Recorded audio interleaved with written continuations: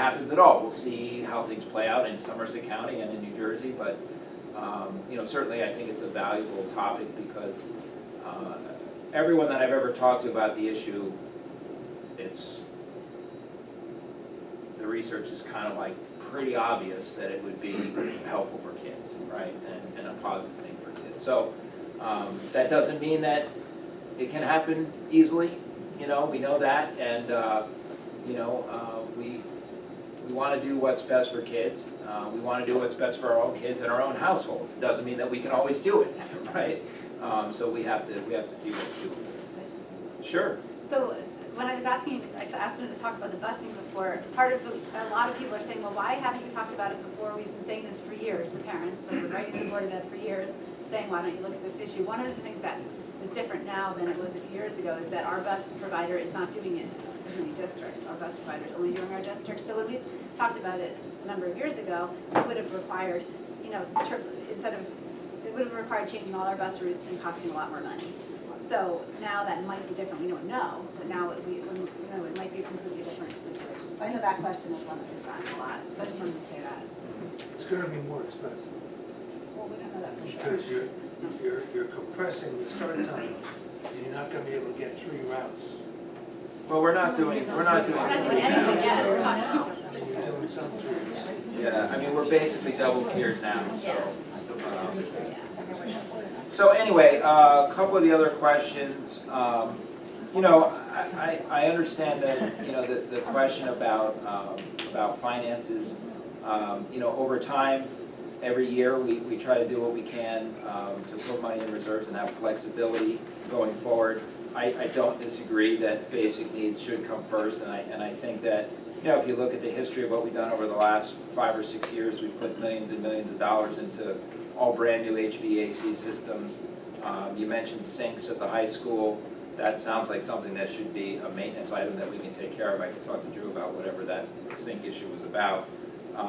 And as far as storage room goes for the high school, storage is a challenge in all of our buildings everywhere right now, but we can certainly try.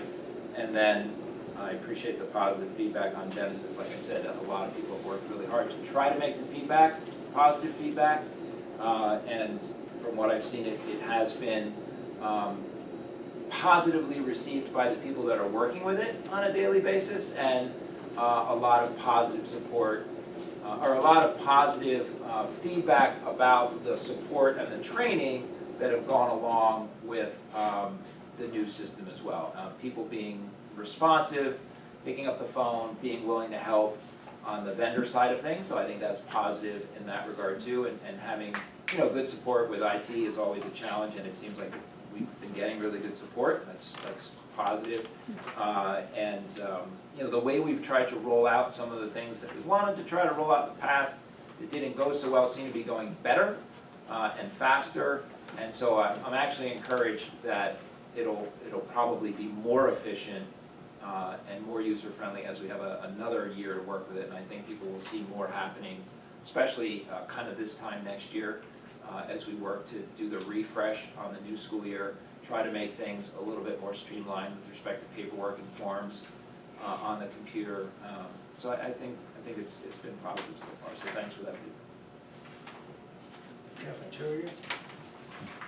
Oh yeah, the 2 cafeterias, thanks Mike. So yes, the idea is to, the concept is that the existing cafeteria that has seating would still be utilized to its fullest capacity. The new facility does not have seating, but the concept would be that they would share the food production in a similar way. Similar offerings at both ends of the building, have both cafeterias going, and manage the seating as we can manage the seating. But yes, both cafeterias running full steam ahead for a unit lunch.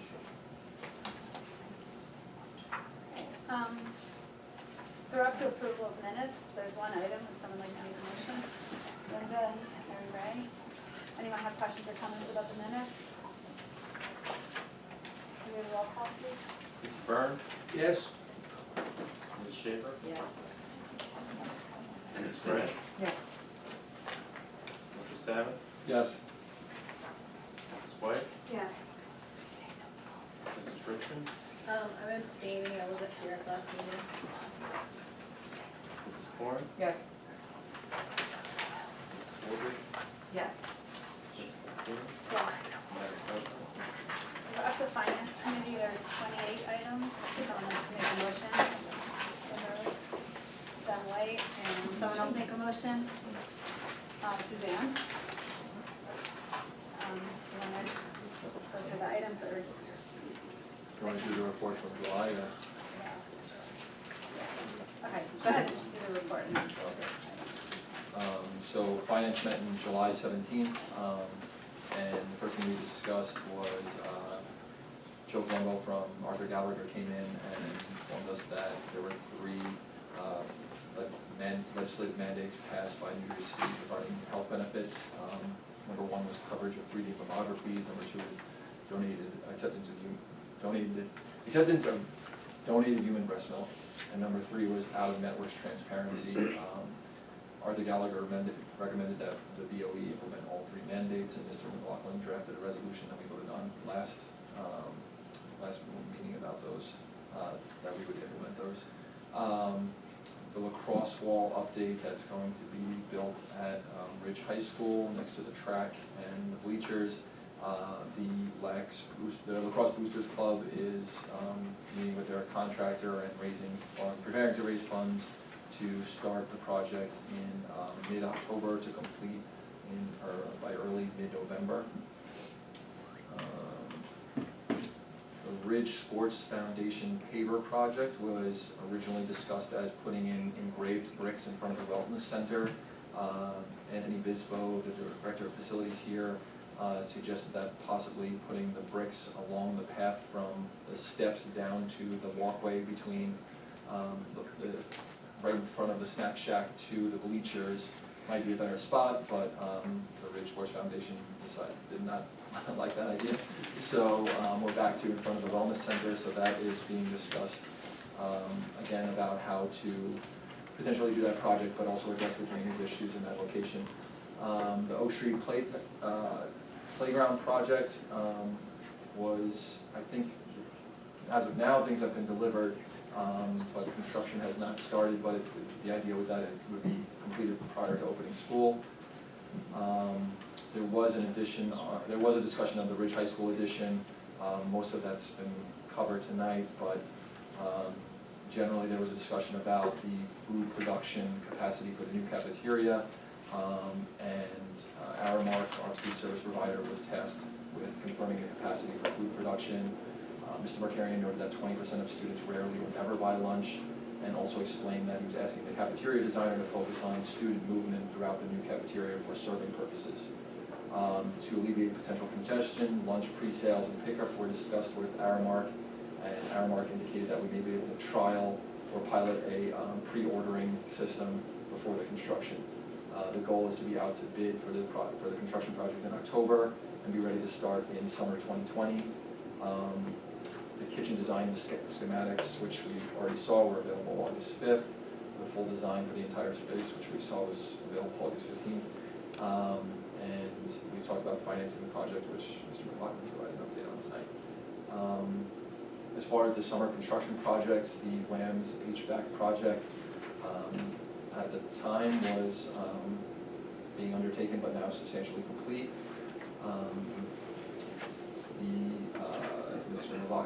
McLaughlin mentioned earlier, the doors project is, I guess, going to be completed in terms of door hardware replacement by Friday, and then the actual doors that are being manufactured will be installed after hours during the school year. In terms of the action items, does anybody have questions on that? In terms of the action items for tonight, one is standing item for disbursements. Oh, sorry. Yeah. 1 through 4 are standing items, 5 is professional development, 6 and 7 are equipment disposals, 8 is acceptance from donations from multiple entities for the upgrades to the Ridge concession stand. So thank you to the Ridge Touchdown Club, Ridge Runners Track Team, Ridge Marching Band, and Ridge Booster Club for those donations. 9 through 24 are services for special education students. Number 25 is settlement, 26 and 27 are acceptance of out-of-district students for enrollment in the township, and 28 is the application schematic that goes to the Department of Education for the Ridge High School edition. That's it. Anyone have any questions? We have a roll call, please.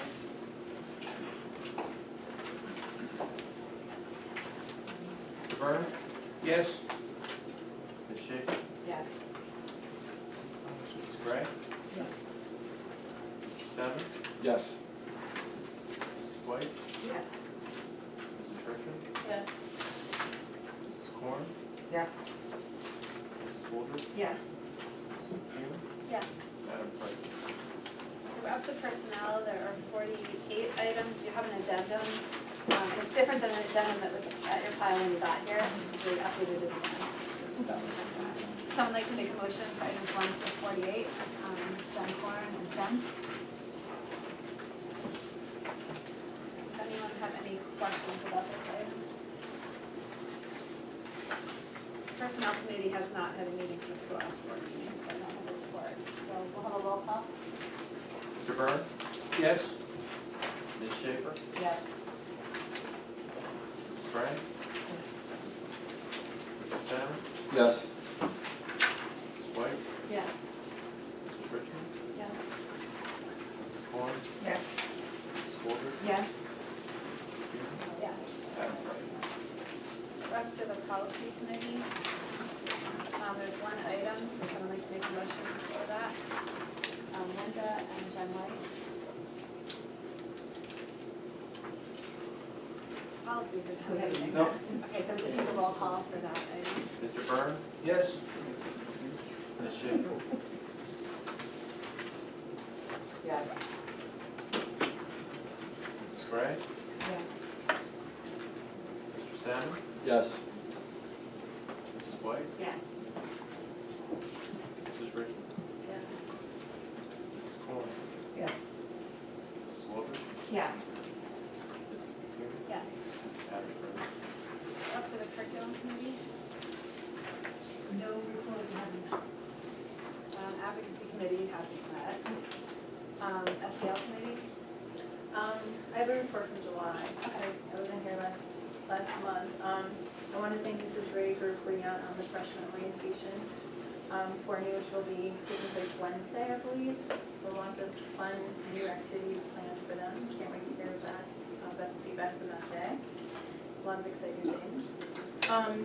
The SEL committee also talked about Character Strong. As a result of work, conversations with staff and students, as well as the strategic planning discussions, it became clear to see that there was a desire for a character education program at Ridge, and Character Strong was the one that they chose to go forward with. The plan is to roll it out slowly and methodically,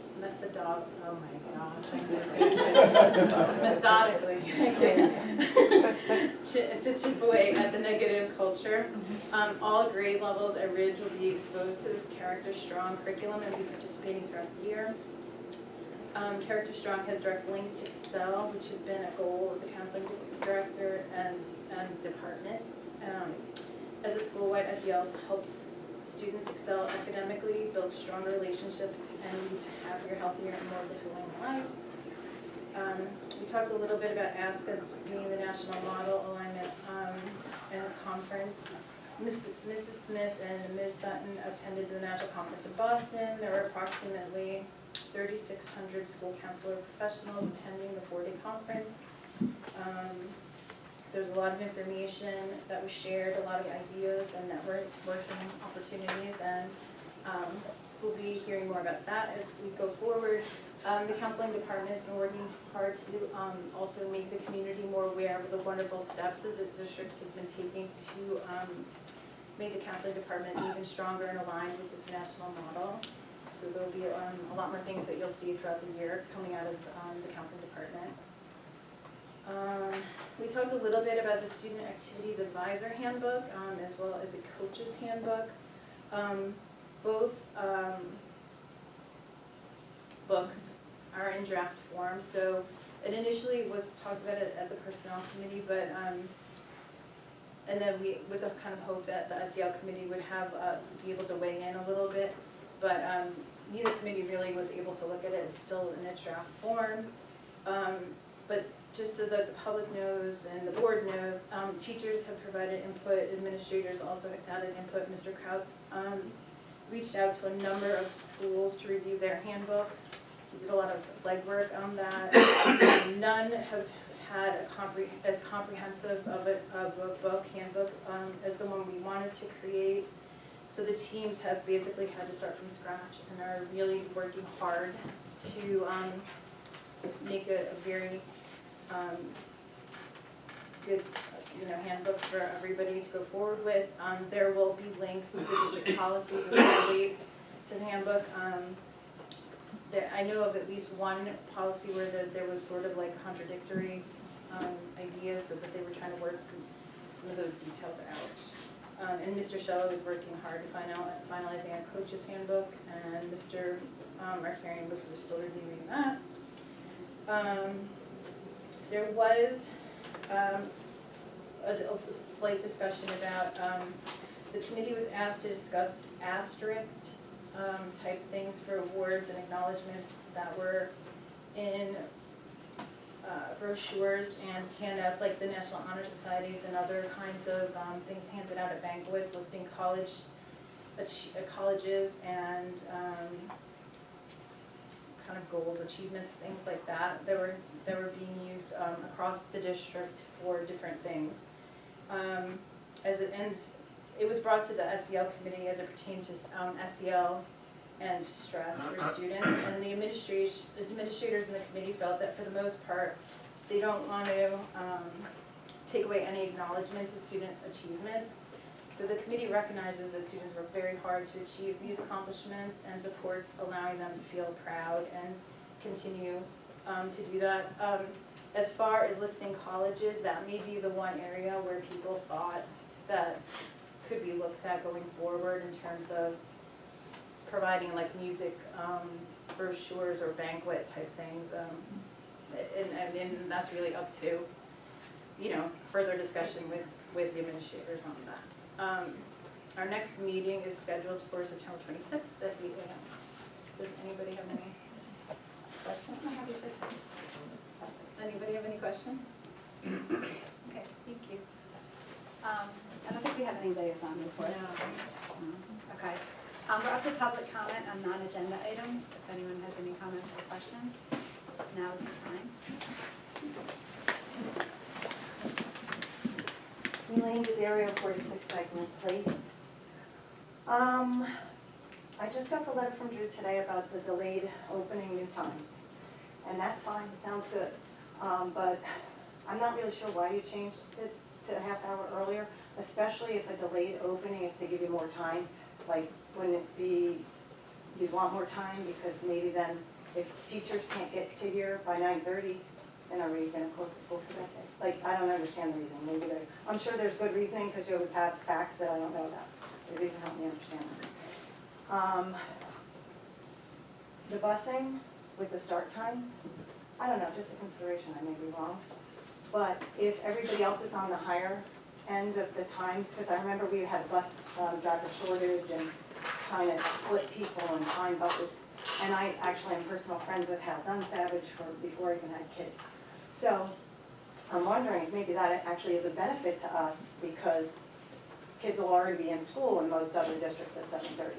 So maybe those buses will be free and then there won't be such a shortage because they can run to the buses. Just an idea. And then my real question is about the health classes. I know you were doing the curriculum over the summer. Is that going to be rolled out to the parents before? Because I do have a sophomore, and I know he's going to have driver's ed roll into those 3 weeks. And I'd like to know what that curriculum is so that I can make a decision either way on what I do with my son. Thank you very much. Have a nice day. Is there anyone else?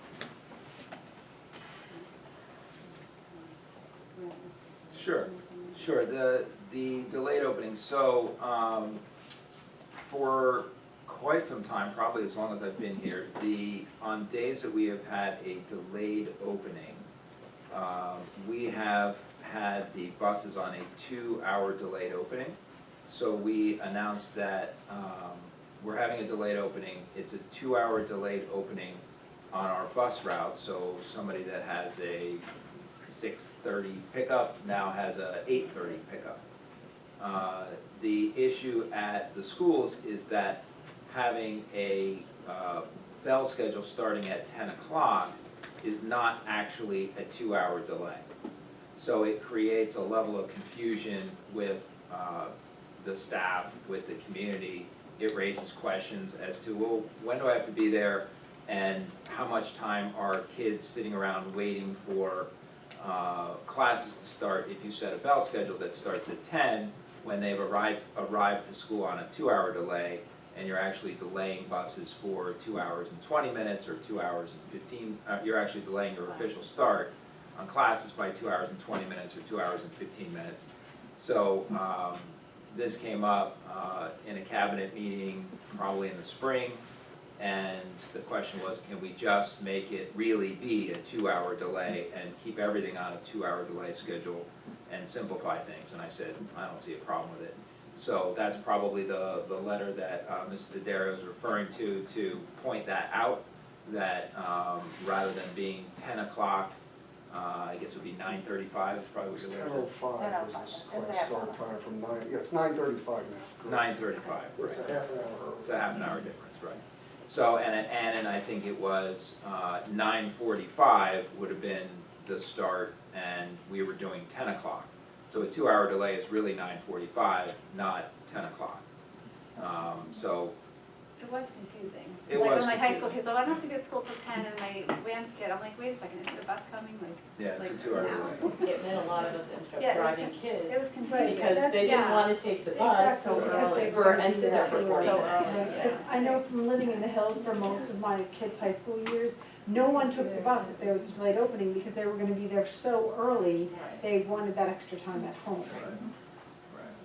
Well, you know, Much more that, traffic. that makes a good point, though. If the bus can be there that early, then it's not bad enough weather that Yes, we have. the half hour's gonna make a difference. Yeah. So the other question was about the health curriculum. And I do have Kristen Fox working on a presentation with Mr. Shello for the fall to talk about how the 3 weeks are going to be used in the sophomore health curriculum. So that's coming in the fall. We're up to board forum. We have 2 things on board forum. The board self-evaluation has been listed the last couple of meetings, and we went really, really late, so we kept putting it off. So it's not that late. Nobody wants to stay and do it, we're gonna do it. And then we have a discussion about board committees, which is related to the board self-evaluation, that different board members have brought up some different ideas over the year about how we do our committees, and so we'll kind of tie that in with the board self-evaluation. So the board self-evaluation, for the other people that didn't have to do it in the audience, is something that school boards highly recommends that boards do. It's like a forum where we rate ourselves on how we think we're doing in different categories. No, you don't have to stay with us.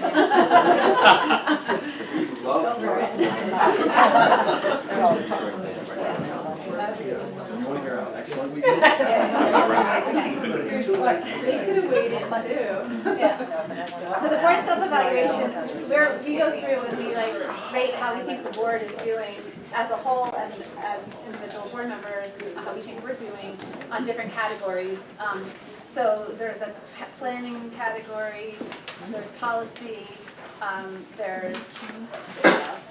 There's finance, there's curriculum, so communications, and then there's just like open places to put comments in all the different categories, board and superintendent relationships.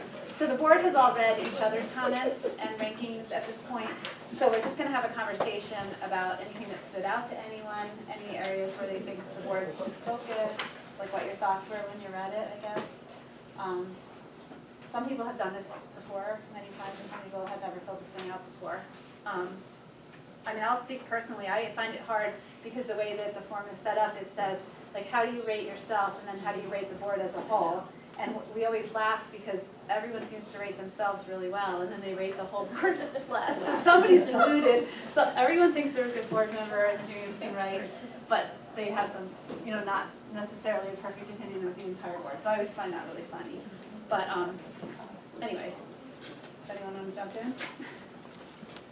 Well, I know for me personally, I have to work on getting the minutes out more timely. But as a whole, I would say, generally, everyone's pretty good about getting back to the chair about their, editing and feedback and comments and concerns about their minutes. But I do want to say that, especially for sometimes, but people might think it's, that their opinion doesn't really matter, but often the chair really is looking for the committee to have everybody have input on it. Because, sometimes we're writing these in a vacuum, or we're writing them really late at night, and things make sense in our own heads. I mean, we're there, we know what we're intending to say and mean, but, people can feel free to edit them. It's not, or put their stamp of approval, or whatever, everybody's opinion matters, I think. Yeah, I mean, I try when I'm reading them to think, like, if I hadn't been at the meeting, would it make sense? Like when I'm writing them too, but it's hard because sometimes it's stuff that you just take for granted that you have the background information. So, and that's why, I guess, when the minutes go out, why people should always call the chair who wrote them. They don't understand or they have a question. Also, a lot of Yeah. times, I think, committee minutes, these meetings go for a long time. And there should be, it's better to ask questions here and talk about some of the things out loud in public, because that's where sometimes it can become like, talk about it. Or we just read, you read these. Sure, yeah, But it's in discussing it when, right. I don't know. No, I meant like when the committee chair sends the minutes I know, what I mean, like. to the comments, board, yes. and they also read them at the meeting and do them like Karen just went through hers. So like if she had sent those minutes out and I didn't understand something in it, it's helpful if I contact her before the Right. public meeting so she can like clarify it when she reads out to the public. If it was confusing to me, it's probably confusing to them, you know what I mean? So it's just Right, always so she can good to clarify know. then, or you could ask that question. Yeah, yeah, and that's what I think what Karen was trying to say. It's better to have too much feedback because if people are, if we're confused by it, then other people are confused by it, certainly. There were no surprises when I went through this. I think that, as with any evaluation, I do think sometimes the people who excel in an area typically score themselves lower, because they're always like, well, I can't, and then people who might need a little work in some areas don't necessarily see it that way. And I think that that's the same. It doesn't matter whether it's a board evaluation, it's any kind of self-evaluation. I think that's always typical of what happens. I mean, I found some of the comments to be pretty useful about, what, especially I think, having been on the board for a long time, like when I think about it from a new board member's perspective, what they find, confusing or frustrating, you know what I mean? I think that's really helpful. One of the things was about like getting board members to different events that are going on in the Right. community. My personal opinion of that is that is that's a lot. I think we do have a very kind of active roster of events and expecting, like I remember when it was on advocacy, it was like, you go to the finance committee meeting and oh, by the way, there's 2 PTO meetings later that day, and I was like, I'm gonna get fired. And I know I'm gonna fire myself. So,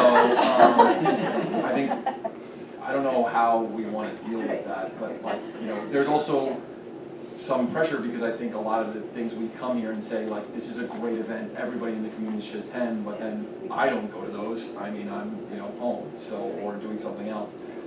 So I know for myself, I'm gonna try to make a better effort to get to some more of those things in a manageable way. But I just, it's kind of hunt and peck as to which ones. Well, there's a million things you can do. Right, And it's hard if you have, this is what's good about having representation on the board. So you might be going to stuff in the elementary school that I'm not gonna be going to because I don't have kids there, and I can do the high school stuff, but you don't have to do that, so we can kind of share that obligation too. I mean, I think it's like, I think the board should be conscious of like who's going to what, so that if there isn't enough people going to elementary school stuff at all, or like that we're at least aware that we should try to focus on that a little bit. If we all have high school kids, like we're at the high school all the time, like so I think we know what's going on there as a board. So I think, you know, we have to make a concerted effort to be aware of that, certainly. One idea I was thinking was kind of like the advocacy committee brings all the PTO heads and PDC to that to have a discussion about what their issues are and what's going on there. So there's a way to not, you know, you're already bringing those people there, so why go to those meetings, and maybe we could focus on things like the events that are going on for the district, like some of the presentations that we were having about like, you know, social studies and the math curriculum, the middle school last year, or some of the other things about youth stress, you know, some broader topics rather than. And this actually ties into the second part of the board forum about the committees, because one of the committees we were talking about was advocacy and how we might be able to redesign it a little bit or tie it in with this Burners Connect, you know, whole initiative Well, that just before you we're go starting. Yeah, go ahead. forward, I Yeah. just want to go backwards for a second and say to your point, Tim, that's kind of how advocacy was born, although it wasn't advocacy when it was born, it was community relations. Right. Board of Education Community Relations Committee was born of a need for the Board of Education to communicate with the, what was always called the PTO president's meeting with the superintendent. So all the PTO presidents came to that meeting with the superintendent once a month, and the board members at the time said, this would be a great opportunity for us to have access to those folks. I was on the other side of that equation, that I was a PTO president, and it was fabulous. It was a great way to hear what the Board of Education was thinking. We had a lot of big issues going on at the time when we were preparing to pass or try to pass the referendum to build the extension on Rich High School and the additional classrooms at Annan, and it was really effective for that purpose. But at the time, there was a tremendous commitment to being there and using it in that way, and it's kind of over time for different reasons, some of them being that maybe there wasn't such a central focus like that referendum that brought everyone together.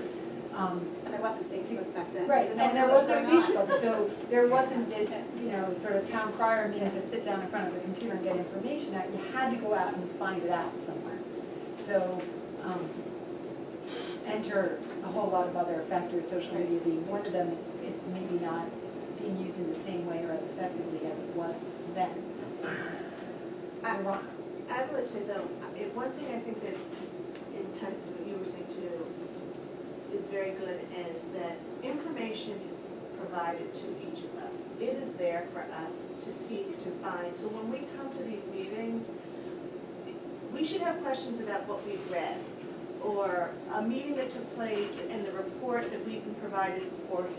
It's not that we lack information. I think everybody does a very thorough job of reporting what takes place in the committee meetings. And in addition to that, the information that before a Board of Ed meeting that we're provided, like it's in your file. I think we have lots and lots of access to that information. And I think that it's not that information isn't provided to us. I think we all just have to do our part to make sure that we have taken advantage of looking at the information that's provided to us.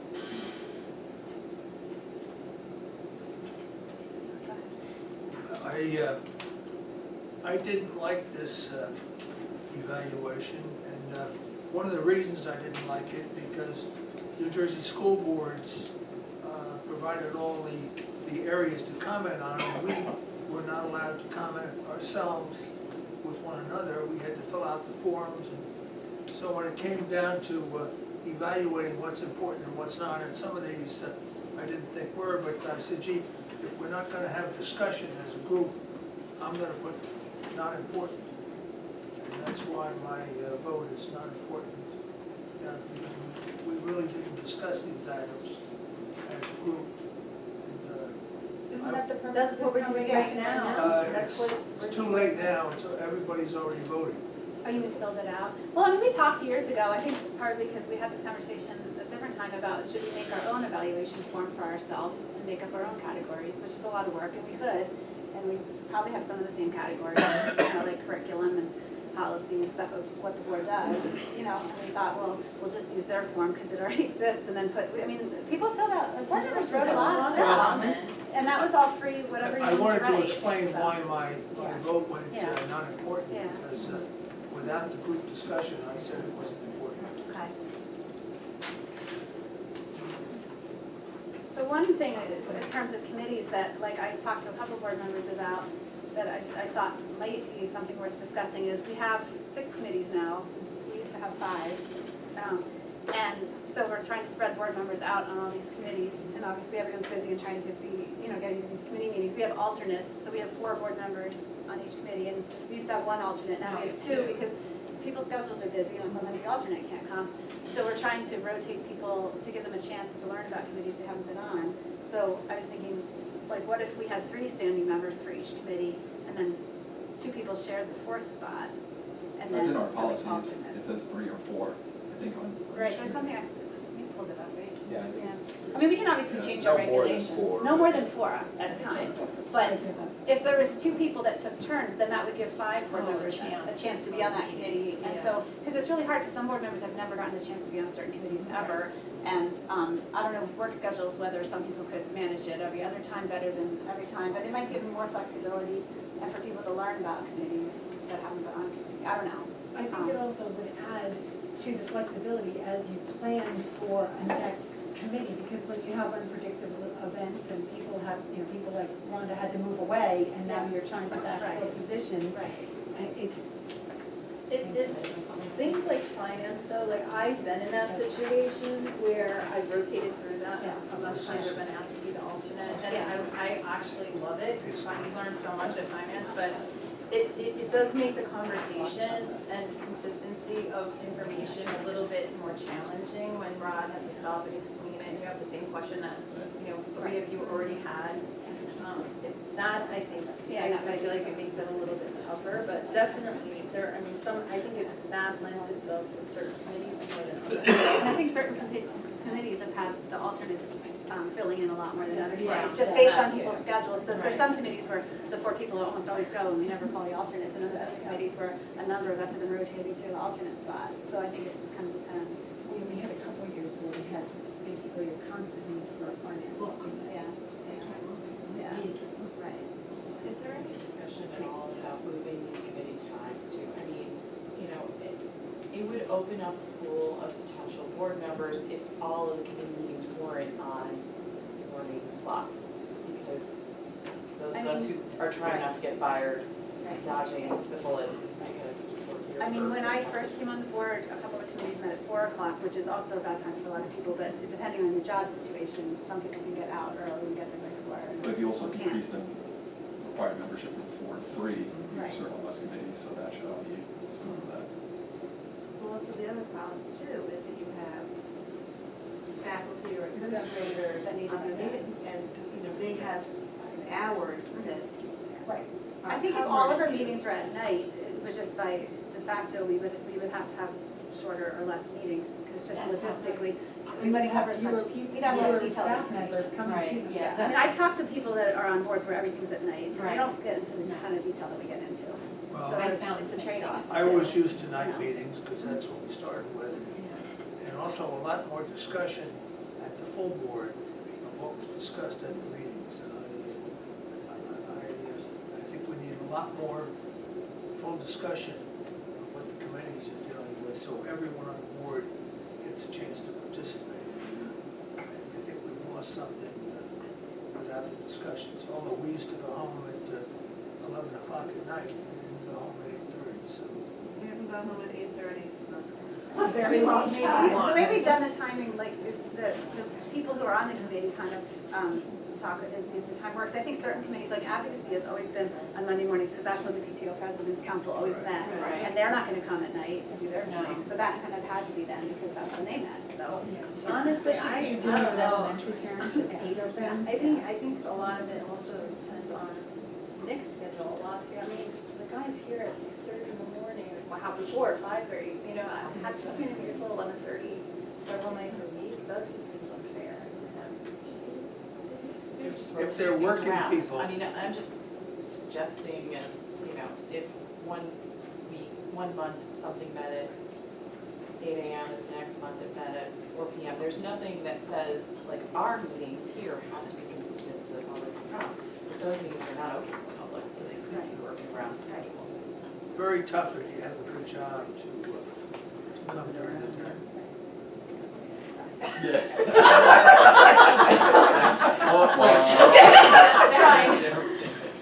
Right. I mean, I know that some people don't have coverage at night for their kids and stuff, so it's a trade-off too. It is a trade-off. Yeah, I don't know, you know what I mean? The other thing that I realized that I guess I didn't know coming in as a new board member, you know, all the reporting that really happens at these meetings is really for them. Like, we have all of that information. We've got the reports. We've had a chance to review them electronically and discuss it with the committee chairs, whatever. So the report outs are interesting. I always listen because it's sort of the new take on things, but it really shouldn't be the source of discussion for us because it's really not the first time. I couldn't disagree more. But if we have the information electronically. Well, I don't get the information. But you could. Get it. You make a Well, choice not to, I that's not don't the do same. email, there's a lot of things I don't do. What's happened is, we didn't have many women on the board years ago. Okay, and they weren't mothers, and we had working people. You did not just say that. I did, Mothers are I understand, but the schedule makes it very difficult for a hard-working person who's got a demanding job to come during the day. And the lack of the discussion. Mothers working and. Let's move on. Wait a minute. No, Mike, come on. I'm sorry. This- And then I want It's to, gonna get hit, I'm Yeah. not getting I want to come back to the full discussion. We don't talk curriculum, we don't talk many of the topics. There's a lot going on here that is only going on in the committees, and it's very disappointing. We have board forum, if there's something that you want to put on board forum, we can always put it on board forum and talk about it. So we have it at every board meeting, Well, so if you have a topic for it. you can That's put it on why board we're forum. talking about it tonight, that's why I have my comments. You're gonna get some nasty email, but Oh, we don't.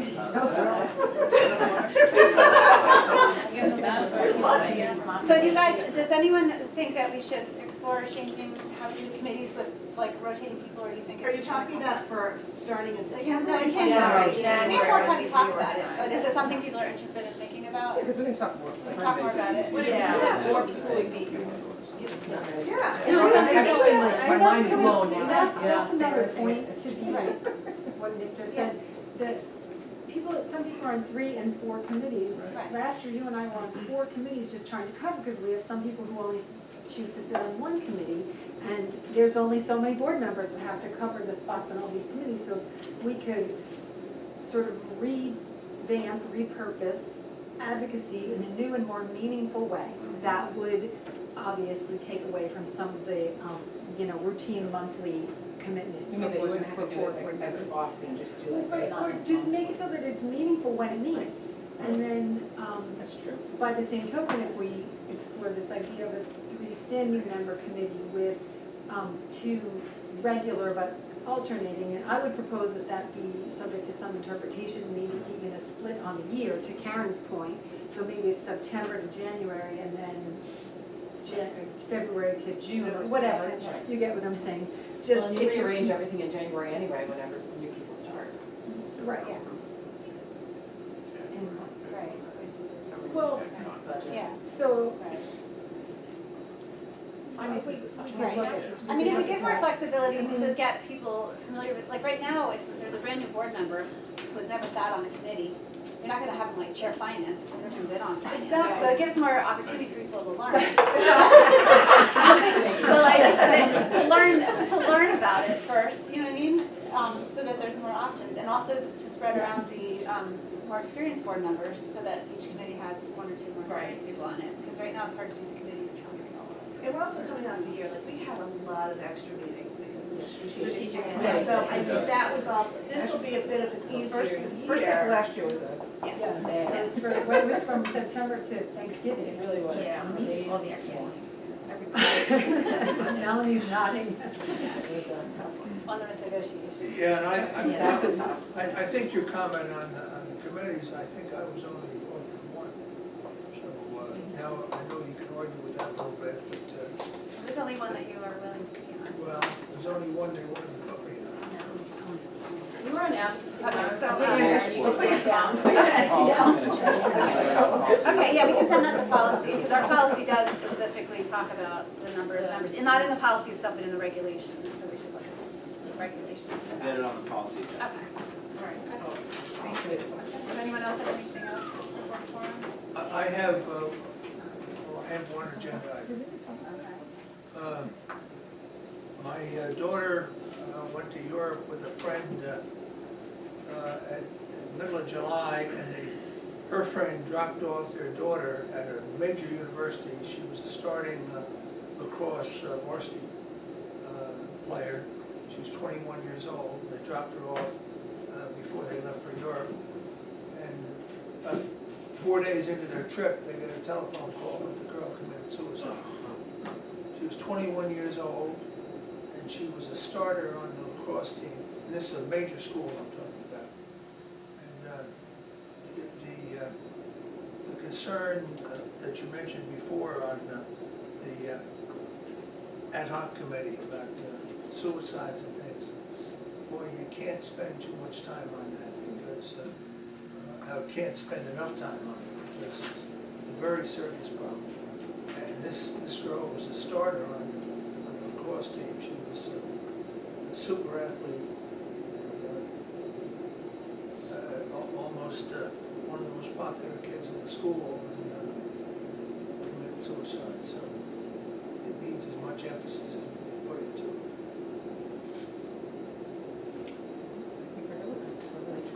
Well, let's hope so.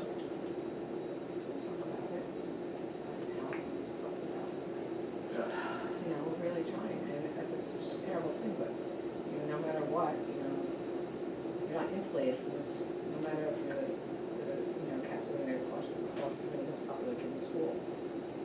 It's not gonna insulate you from some terrible things, and I'm so sorry for your family, it's awful. Yes, I understand. I have one more quick thing. I think there was just this week where, or maybe last week, where they had very sad and unfortunate death related to vaping, that they're actually saying the vaping thing. I would love to see us do whatever we can to address that in schools, especially because there's all these kids now coming up with all these respiratory illnesses and problems. You know, the kids just, I mean, it's such a new thing and they're so addictive, these devices, and the kids just have no idea the danger that they're, yeah, the risks that they're taking. I just wanted to mention that that's a big area of emphasis for the municipal line. Yeah, I know. And that came from the students. Yeah. It was the RAD students came up with that as one of their main things they wanted to focus on. And they're actually gonna, they're coming to your meeting September. It's September 3rd. The ones who just came back from LNTI, and so in the RAD, they have their action groups. They came up with 3 things that they want to focus on for this year, and the vaping is It's a huge part. yeah. So they will be coming to the municipal alliance meeting and sharing what they discussed. The good news is that it's getting a lot more press. I know. About the negative But now all these kids effects. are hooked, all these college kids, like They're already kids in hooked. college, The are like the problem number is- of kids that are hooked and they can't stop. They don't know how to, the problem is they hooked all these kids, and if you look at the graph, it went like from this to that. It was, Yeah. it only took, it took a very short amount of Right. time, and these kids had never smoked. No, So, but they don't know how to get them not unaddicted to nicotine. right. They said, now they're addicted, but there's no, they don't know how to get them not addicted. And it's a real thing, I mean, and all the kids are doing it. I don't care who you talk to, or it is awful. And that's what this article was saying, this is from the Wall Street Journal. It's about vaping in the classroom, I think it's in Texas, that the kids can't wear long sleeve shirts anymore. In school, they have to pull their shirts up because they were hiding it in their sleeves. I mean, it's a whole thing about fighting in the classroom, but they're doing the same things we already did. Like making it like, the policy is you get caught with it, that you're in trouble. You know, it's not just a no big deal, and it's, you know, it's a real problem. I mean, I wonder if Personally, the you can't- real there's nothing you emphasis can do. on the disease part of this now, that these kids are not being able to breathe and things like that, will maybe wake some of Hopefully, these students up, because they were like, well, it's not smoke, I'm not, doing anything wrong to my lungs, won't affect my performance as athletes. There was also a picture, it was an article online today, and I had no idea. And it was a picture of 3 different items. One looked like a USB, Yes, one looked like a watch. I can't remember what the third one was. And it was about, just, the article was about, like, you don't know what the devices look like anymore, Wow. because it's not, in my You know, and then there's It's the, not a pack of cigarettes. yeah, so, but I know when I saw this thing that looked like a watch, I had heard about the USB-like thing. right, that's the jewels. But, yeah, but the watch, I was like, I had no idea. So I'm sure a lot of parents out there Well, the crazy have thing no is- idea what to look for in terms of the But when you paraphernalia. when you send your kid to college, and I went to college orientation, they don't say one word about vaping. Not one. They talk about smoking, but no one smokes. I was like, I'd rather my kids smoke at this point, because you can smell it, and I know what's in it. Because it's so, it's insidious, That's health class again. Monica started a job Should last be week, and he said focusing everyone on there those is vaping. things. it's not, there's no taboo to it, that's the problem. It's not taboo, it's almost, it's just a thing that everyone does. I was just The saying, younger kids are gonna probably have more of an issue with it. well, I think that one of the things, the kids are younger that are attracted to it. Something that I read was about how there's a cool factor Right. to it, so it looks cool, so they think they're not doing something harmful to We should themselves. start doing it, and they it won't. looks cool. They'll Well, lose that's it. what the parents do. They'll lose the school real fast. But how do you combat that, right? 'Cause You can't, they have to like. they have smoke blowing contests, and they blow. Yeah, online. And it's so and you can't catch it, it's so, I can't even tell you how many jewels I threw away, they're like $60 or whatever, I just throw them in the garbage, and I find them. It's like, and it's just, Yes, Yeah, I yeah. saw that The recently, sensors. somebody sent it out. I saw that, the sensors. Yeah, we're looking at this. You know, Yeah, someone said it. that's another way. Yeah. So putting this about. Kids aren't smoking anymore, so no. There's always some new thing. Does anyone have anything else? Okay, can we have a motion for adjournment? Linda, Karen, Gray? Okay, all in favor? Safe trip.